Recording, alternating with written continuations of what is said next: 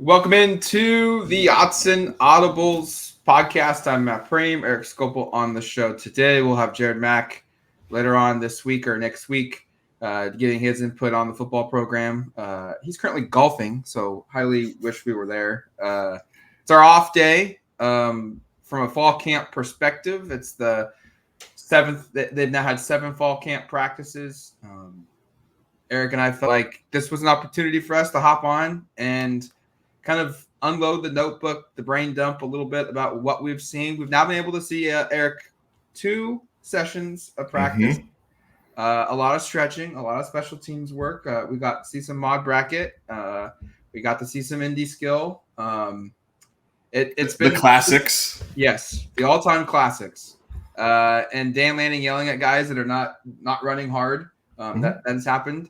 But it's been 7 days of practice. They opened up July 31st. They've had 1 off day, and then now today is their 2nd off day of camp. And it's a perfect opportunity for us to take you into what we've heard, what we've seen, and what we think is happening with this football program as they are 1 less week away from the 2024 football season kicking off. It's officially here.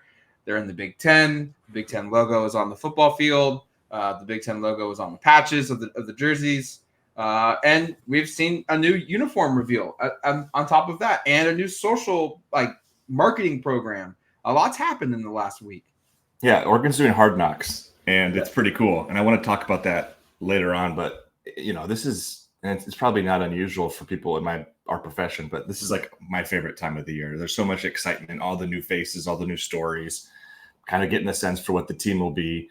This is probably like my 9th year amongst a couple different stops doing this. And it never stops being fun, being out there at practice for the first time, and of course we see a lot more in that team out West, the Hard Knocks kind of spin off than we do from our actual practice opportunities, but it's still really fun. It's still cool. And I think I'm not going to say we've taken a massive amount away from it necessarily, but there's still things to glean and things to kind of take away. And we'll talk about some of that, but I don't know, Matt, I've come away from, the practices we've seen, talking to the players, talking to coaches, just kind of being around the program. It feels kind of different. There's just a lot of confidence, and this team feels like it wants to do something big. And I'm not going to be the one to tell you, obviously, because I'm the one who predicted they'd go undefeated in the regular season, that it's not going to happen. And I feel just as good, if not better, about kind of where that prediction might be going, being around this team for a week. Yeah, the aura around this team is different. And part of that's the excitement of going into a new league. Part of that's the excitement of having a team that's loaded with this group, on paper, the talent that they've been able to assemble. And then part of it's those two things collectively combined in the same year meshing. And Oregon's head coach went on Pat McAfee's is it video show podcast? How do we call that show? It's a simulcast. Yes. He went on that simulcast during Big Ten Media Days, and you've seen the clip.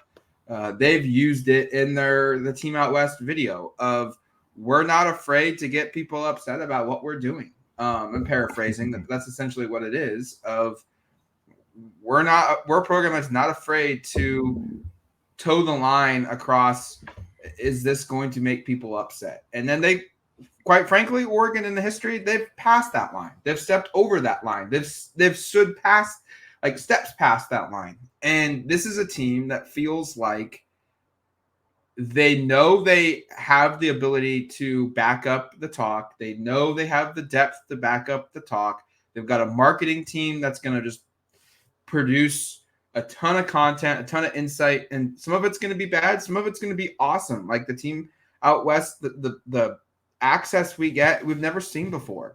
And then they have a head coach who's not afraid to go out and talk brash.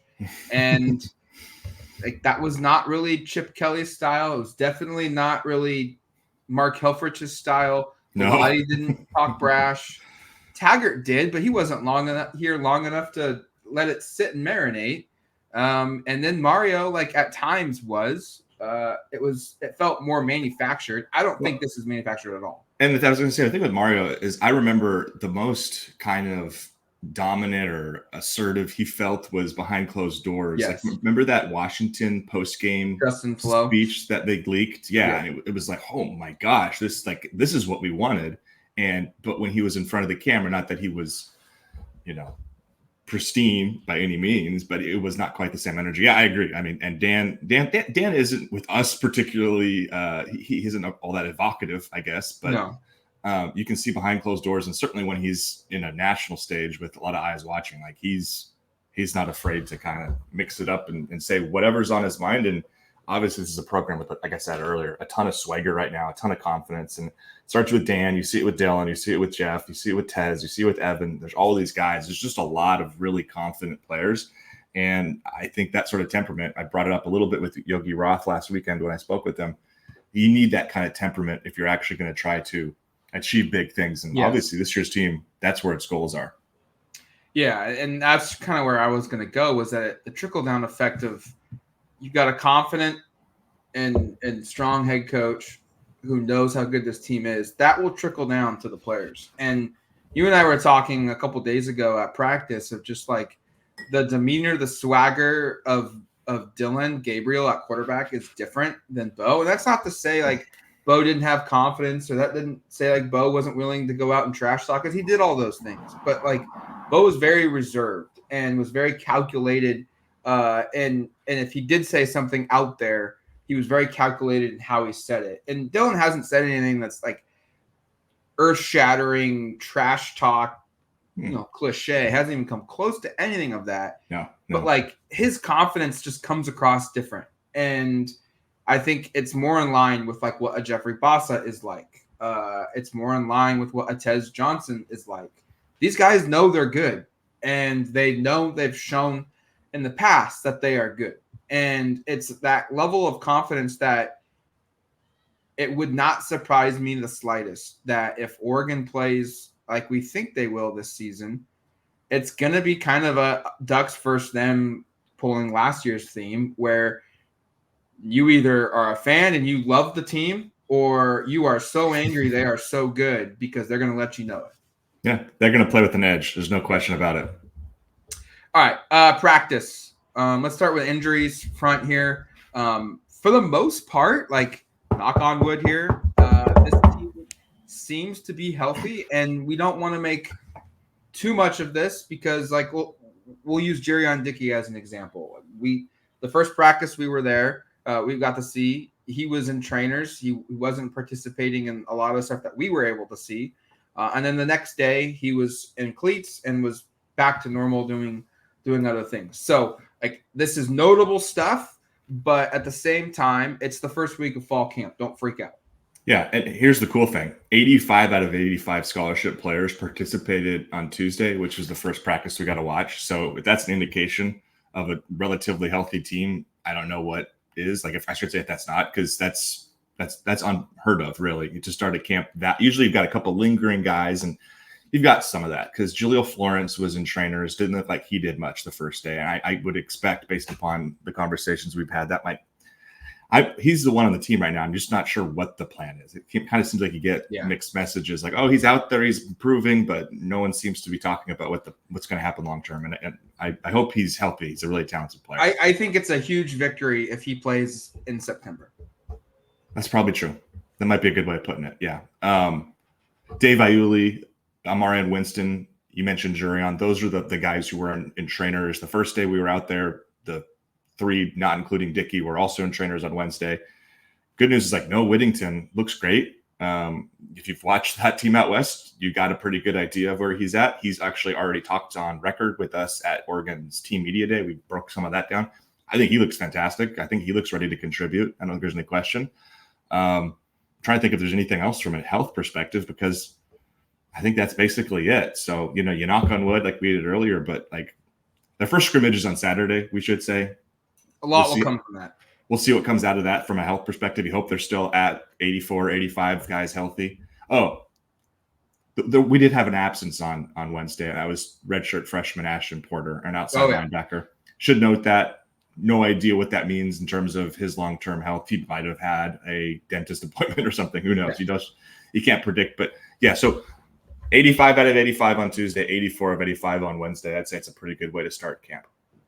And I think a couple guys have talked about their health and the ability to get healthy. Justin Jacobs spoke with the media and just kind of like talked about how last year and the year before he'd never really been healthy, and this year he feels different. He had a scare in the spring. They actually documented that on the team out west portion, which I was surprised they included. But Brian Michalowski, Oregon's linebacker coach, like talked about how injuries are going to happen, but this is a guy that when he's healthy and he's one of the best linebackers, and it's our job, our medical staff's job to keep him there. I know we know Justice Lowe, another guy that recently spoke. Like, I hadn't really put 2 and 2 together. I knew he had been hurt both years, but like he talked about how like this is the first time in a long time, really in his only time at Oregon so far, that he's healthy during the start of fall camp, and that he's not battling some kind of rehab and coming back. And that's why he thinks, the hype is out there on him at the receiver position. Dreon Dickey is another guy that's like lost a bunch of weight. I think Tez was talking about how he was like 240 pounds as a receiver, which he was joking and exaggerating. Because Jurion said he was like 225, I think, when he arrived. Jurion said about himself. And yes. Tez maybe exaggerated it because he was like, we called him heavy. Like Tez, by the way, very fun interview. Really enjoy our time with him. Yes. But the point was, like, Dickey's lost a lot of weight as well. To your point, like Noah Whittington. I'm still just perplexed, like Jared brought up, like, how is he full go? And it's 7 months since the injury. It's been more. It's been a little more than that. It's like 10. 10? Okay. He was September. Okay, but still, Late it's September. pretty crazy to see where he's at. The rehab that he's gone. And your point is correct. Like we'll see what happens when we get into practice the first time after Saturday scrimmage, because typically when you scrimmage, things pop up, and maybe it's not a major injury, but some stuff happens. Transitioning now, we got heights and weights updated. I think it was Jared that got the story up on DuckTerritory.com. You can go read the full notes of it. The look of where guys have improved or where they've cut weight. But I think the bigger thing was that served as confirmation to what our eyes had seen the last 5 or 6 practices. Like we got to see 2 of them before we got the updated heights and weights in person in practice while they were on the field. And then we saw 4 or 5 practices with players walking in, players walking out. And it was confirmation that I think this is maybe the biggest notable thing for me. And it has nothing to do with X's and O's or who's positioning where and whatnot. It's just this team looks different than they have in years past. Dan Lanning's talked about how they wanted to build an SEC team. Mario Cristobal kind of talked about that. And I think Mario's teams got big. He definitely had some first team groups on both sides of the ball that warranted it. But this is another level where Oregon's depth has drastically changed. And that's what Dan Lanning talked about at Big Ten Media Day. So he talked about at Oregon's Media Day is, especially along the lines, they have bigger bodies and they have way more of them. And that's completely notable. Just from an eye perspective, now we have confirmation of it. Yeah, let me roll through, and it was Jared who put this together, so credit to him. But I'm just going to scroll through the defensive line numbers here. They've got so many interior guys, like over 300 pounds, and some of them by a lot. Like Keon Ware Hudson, 6'2", 305. Amari Washington, 6'3", 320. Jamari Caldwell, 6'1", 340. Terrence Green, 6'5", 330. That's up about 20 pounds from where he was last year. Tione Gray, true freshman, 6'6", 330. Derek Harmon, 6'5", 310. Jericho Johnson, another true freshman, 6'4", 340. Xavier Sims, another true freshman, 6'3", 300. That's like what, a little more over half a dozen guys that are like over 300 pounds and like 4 or 5 guys who are 320 and up. Like this is just a huge group. And that's why, I've done a couple of, hits nationally this week with people in the SEC area or in the kind of the Big Ten area. And they're I keep getting the question of like, well, how's Oregon going to be in the trenches? And, before the weights were listed, I was like, well, they're going to go like 330, 310, 290 up front on the defensive line. And they've got a bunch of guys after that are also huge. And now we've got, like you said, kind of the confirmation with these numbers.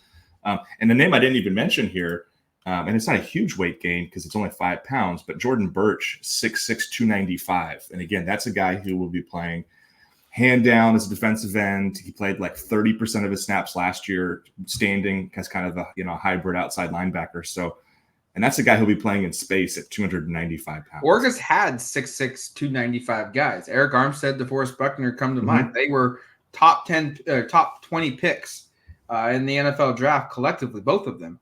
But they were defensive tackles. They were not positions that Jordan Birch will be playing. That's why he made Bruce Feldman of the Athletics the freak list. Like, he's just as tall, he's just as big, and he's going to be playing in space. Oregon's going to be having situations where Birch is going to drop back in coverage. And Oregon never did that.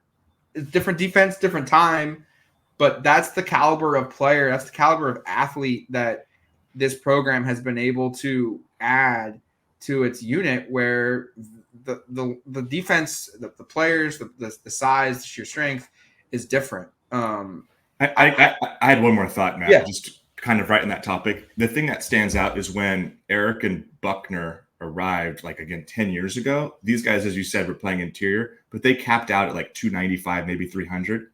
I look at Terrence Green, who's only 6'5" only, but those guys were a couple inches taller. He's bulked up like 50 pounds from what his high school weight was. And I think that also speaks to the difference in Oregon's approach of, like, he could have been a guy, like you said, who's like maybe a 295 pound guy. It's about what he showed up at. He's 330 pounds as a redshirt freshman. I just think that sort of indicates what they want these guys to look like. I was going to bring up Jericho Johnson. We talk about guys adding weight, and this was a player that when he showed up, the idea was that, hey, he's a really talented player. What did like Washington fans talk about because he didn't commit to them? Oh, he's overweight. He's not going to play. Who cares? Da, da, da, da. There's always an excuse. He's already lost like 25 pounds at Oregon. His weight was 366 on our profile from the high school perspective, and he's already now checking in at 340. So 26 pounds he's already lost, and this is what we're talking about: the transformation that Oregon's making in spades with guys across the board, whether it's adding weight or whether it's like a Jericho Johnson losing weight. This team looks different. Another guy I really wanted to mention was, because I felt like this was going to be a player that could maybe sneak his way in to the depth chart and play as a true freshman, and that was Day Sims, Xavier Sims, a guy that's also put on like 20 pounds in his freshman season. So Oregon's, specifically up front, the defense just looks drastically different. And it's not that they have guys making big jumps at the top. It's what's happened at spot number 3 and 4 and 5 of the depth chart. And that's why it's, you look at this group and you're like, wow, they look drastically different, and there's more of them. And I think that speaks to Lanning's approach and what he's talked about of flipping the roster and molding into what they've wanted. And going into year 3, this looks like something that's more in line with what they want. I'm going to transition here just for a second, Erik. It kind of caught. I'm only looking at it because I see I'm looking at the roster and the weight changes and whatnot. And his name popped up and it just clicked. I remember I think we were talking with Tez, and someone was asked him about the DBs and the strength and the talent that group has and how it's pushing him and whatnot. And I don't know if people realize this or not, but he said Brandon Johnson, the transfer from Duke, is like as fast or faster than he is. I don't know if people anticipated that. When I heard him say that, I was like, whoa, that's notable. I totally agree. He's gotten a lot of rave reviews, and the funny part was, think about how the three of us have talked about him this offseason. It's like he's got 16 tackles for loss the last couple of years. Like he's going to be so good in the box. And Tez comes out and says he's like his hardest cover in practice. Yes. You know what I mean? I think this guy's going to be a dude and like one of the better defensive players. I know Jared has also signed off on that one on the pod. So hearing that stuff gets you excited. I actually had a little story I put up of like 5 things I've taken away from the first week of fall camp, and what Tez had to say about him and what Chris Hampton, I think it was, had to say about him were one of my items, just because, you know, Oregon, you know, you sign a guy like this and sometimes it pops up kind of organically. And this was one of those cases where people just seem like they want to talk about what kind of a player he is. So look out, guys. The Ducks we know they're good in the trenches. We know they recruited a lot of corners and defensive backs through the portal. Johnson was probably like not the most highly regarded. A lot of people are focused on Jabbar or like a Kobe Savage because these are guys that were brought in obviously to be big time players. I think Brand Johnson, I'm not saying he's going to be as good as those guys, but he might be just as impactful. Let's just kind of stay with this kind of tangent for a second. Is there anything else that's popped up that you had of guys, offense, defense, that you wanted to just discuss real quick? Yeah, you had a couple. Yeah, I had a couple. Jaden Lamar has been somebody who we barely spoke of in the spring. It was all focused on, hey, this is Jordan's time. Wow, Noah Whittington's doing stuff. Hey, Jay Harris is absolutely gargantuan, who, by the way, 6'2", 215, and you could tell me he was 225, and I'd be like, yeah, that sounds right. But, you know, I just think, well, remember seeing him at SNL, Jaden I'm talking about? He's humongous. Just absolutely stacked. I think I tweeted a photo out. He does not skip the gym. No, arm day never missed. I think I tweeted it out. I know I put it on the DuckTerritory message board, but that was kind of like, oh, he looks like he's really committed himself in the weight room. And that kind of thing sort of matters. And then you get into camp and Will Stein, again, kind of just without being asked specifically about him, he's talking about the running back room and he goes, Jaden Lamar is like the most underrated guy on the offense. And this is a guy we need to be talking about, and runs through a bunch of stuff. And then you ask Rashad Samples about him. And he's like, he's Mr. Consistent. He's going to have a role, blah, blah, blah, blah, blah.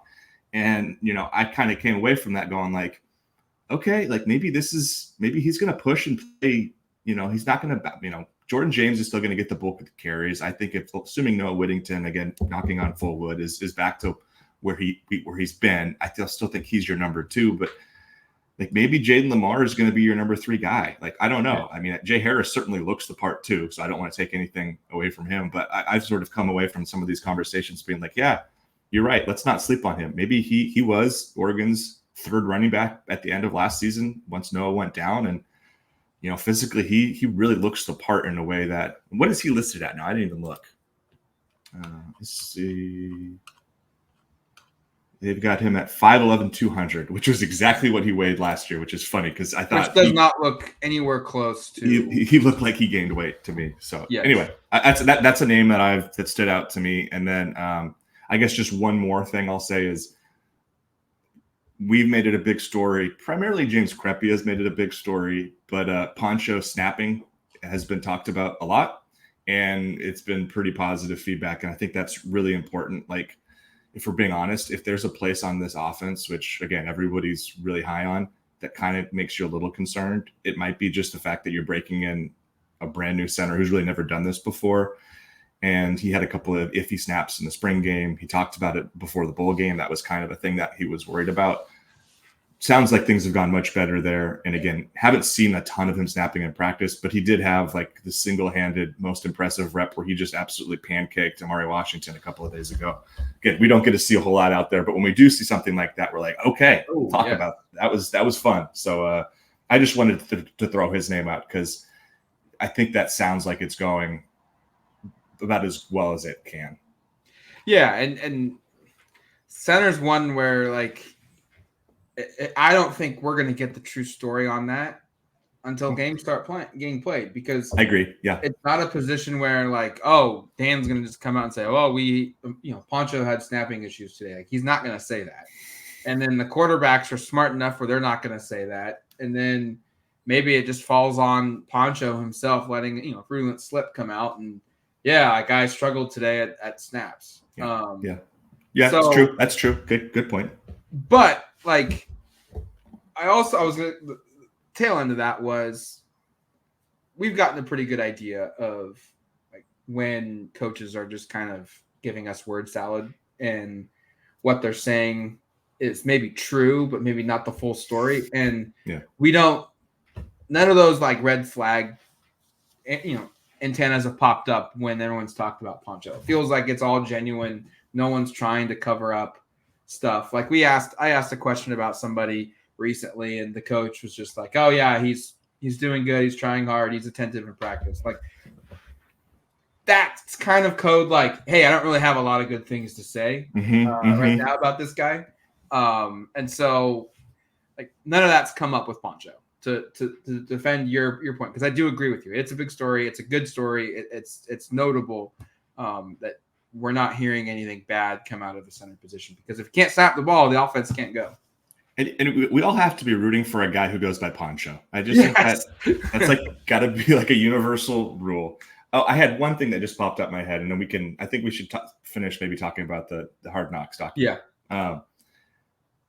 It struck me a little bit that Jeff Bossa was asked about which true freshman stood out, and he singled out Braden Platt. Yeah, because I had come out of spring being like, Kamar Mathudi looks so much more physically put together, and Michalowski had a lot of really great things to say about Dylan Williams. But the reality is they don't have – we were talking about this yesterday after Michalowski spoke in the scrum with, you, me, Zach, and James, of like they don't have a ton of depth at linebacker. And they might need one of these true freshmen. I just found it to be kind of interesting that Platt was the guy that Bossa kind of pointed out right away. And like, again, sometimes the players tell you more than the coaches. And that was one where I'm kind of interested in that. I might be watching Braden a little bit, who, by the way, was listed at 6'2", 235 as a true freshman. Yeah. And remember, Braden was also a high-level track athlete that at least before enrolling was the intent. Like he was going to join the track program as well. So this is a guy that from an athletic standpoint is good enough to compete at two different sports in the collegiate level. And if he plays at the size that he is and the IQ clicks, like that might be a guy that maybe finds his way onto the field as a true freshman in some capacity. We'll see. It's a long ways to go, but it's certainly notable because I actually had him down too, Eric, of Bossa mentioning him just out of the blue, which was notable. All right, let's go to this team out west. If you haven't seen it, go to the school's website or go to the school's YouTube page or go to their Twitter accounts. They've tweeted it out. 33 or so minutes behind the scenes Hard Knocks style, video. If you're unfamiliar with Hard Knocks, wow, that's crazy. I'm surprised you're watching this podcast, basically. But it's basically it's a show HBO produces that goes into training camp for an NFL team, and Oregon's doing it themselves. It sounds like it's going to be a case where it's not going to be just training camp. It's going to go through the course of the football season. This will become a regular occurrence, kind of similar to what they did with the Ducks versus them last year, which was like every week it was a game recap week. It just sounds like it's going to be more in depth, and the access that we're getting is pretty cool. It's team functions, dime time. We got some stuff when they went to and Dylan Gabriel took the offensive skill guys down to Grants Pass for a retreat. We saw Tosh Lupoy take the edge guys out to Haystack up and on the coast and northern part of Oregon. Team retreats, but we also get access into practice. And I think the cool part is we're getting Dan Lanning talking about certain stories. We're getting Joe Klatt was featured on it talking about stuff, and they're acknowledging. The cool thing is they're acknowledging like 4- and 5-star rankings. They're acknowledging guys coming in with high profile transfers, and it's kind of giving us unofficially some confirmation or some thoughts of where this team looks at guys.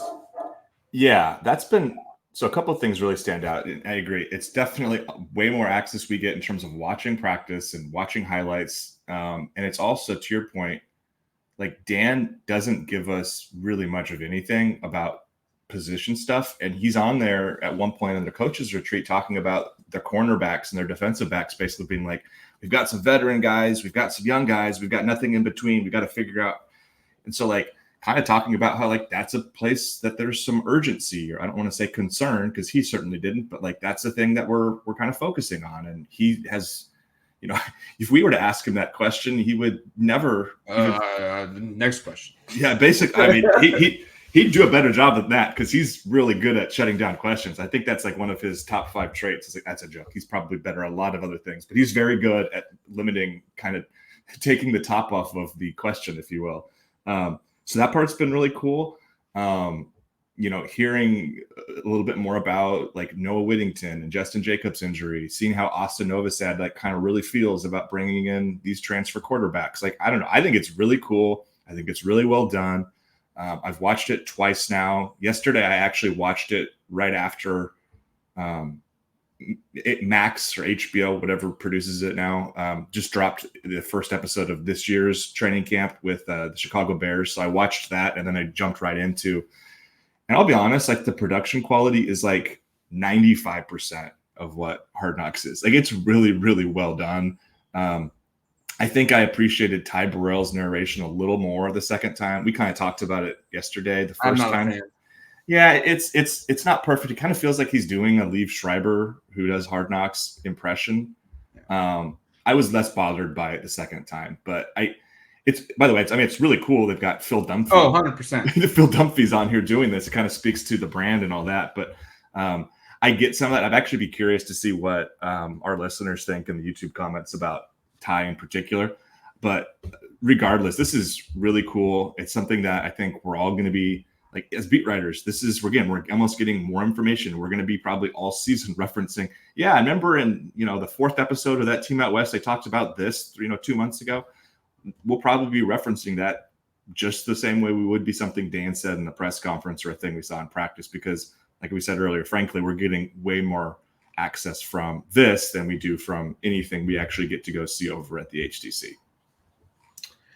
Yeah, I like it. I think from an access standpoint, it's great. It gives us good insight. I like the snippets we got with Marshall Malkow with when they were at the retreat, and they were kind of running through the positions and the guys that they had and the players and the recruiting that they had and the depth that they developed.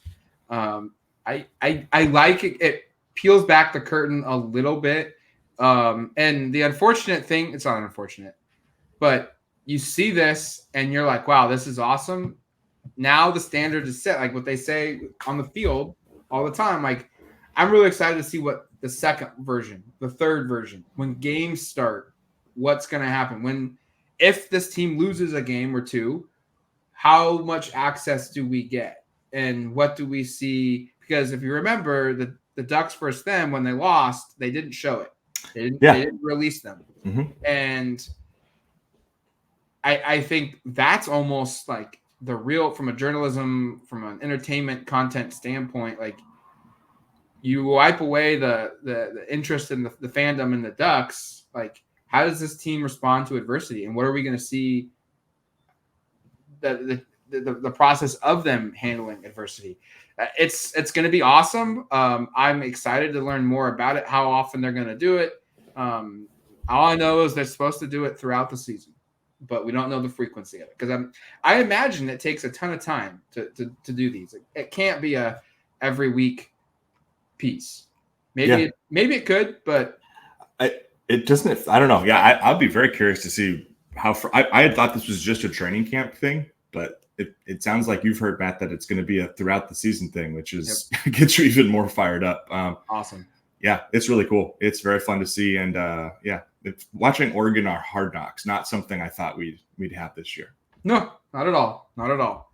That's going to do it for us here on this edition of the Autzen Audibles podcast. We'll be back probably later this week, maybe with some recruiting news, breakdowns of some commitments that have happened, that could be happening. in the next couple of weeks, plus more coverage of fall camp, as well as we've got our one-on-one interviews coming up as well with more athletes from Oregon's Media Day. But until then, you've been listening to the Odds and Audibles podcast. Talk to you later, folks.